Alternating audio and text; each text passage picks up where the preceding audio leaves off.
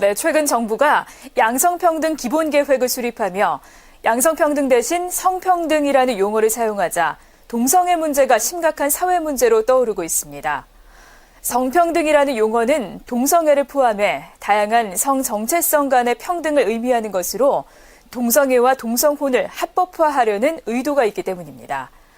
다행히 정부가 종교계 등 동성애 반대 단체들의 거센 반발로 성평등 용어를 양성평등으로 수정하기로 했지만 불씨는 여전히 남아 있습니다. 그렇다면 교회는 왜 동성 간의 결혼을 반대하는지 서종빈 기자가 짚어봤습니다. 지난 2013년 여름 브라질에서 열린 세계 청년 대회를 마치고 로마로 돌아오는 비행기 안에서 프란치스코 교황은 동성애와 관련한 질문에 이렇게 반문합니다. Se una persona è gay e cerca il Signore e ha buona volontà, ma chi sono io per giudicarla? 한마디로 동성애 자체는 죄가 되지만 동성애적인 성향은 죄가 아니라는 겁니다. 교황은 이후 반포한 시노도 후속문은 사랑의 기쁨에서 혼인은 한 남자와 한 여자가 맺는 것이라는 교회의 입장을 재확인했습니다. 그러면서 모든 이가 자신의 성적 성향에 관계없이 그 존엄을 존중받고 사려 깊은 대우를 받아야 한다고 밝혔습니다. 어떤 사람들은 같은 성을 가진 사람에게 매력을 느끼기도 합니다. 그러나 이는 행동으로 옮겨서는 안 되는 성적인 욕망입니다.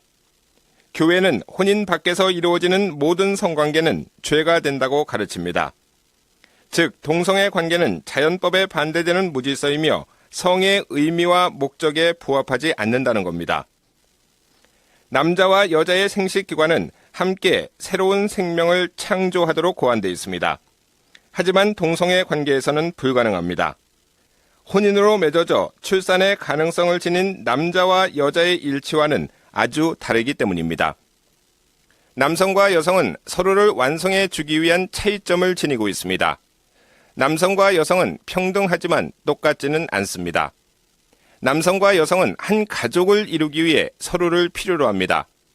아버지와 어머니는 서로 다른 특질들로 자녀를 키웁니다. 이것이 세상의 창조주가 우리에게 바라신 모습입니다.